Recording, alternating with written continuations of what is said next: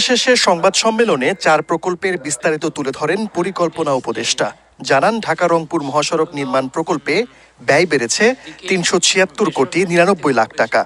আর মাতারবাড়ি গভীর সমুদ্র বন্দর উন্নয়ন প্রকল্পের ব্যয় বেড়েছে ৬,৫৭৩ কোটি ৯৬ লাখ টাকা। মাতারবাড়িতে যেহেতু একটা যেটি হয়েই গেছে, মাতারবাড়িতে একটা গভীর সমুদ্র বন্দর করার প্রকল্প, এটা আমরা বিবেচনা করেছি। এটা একটা বড় প্রকল্প।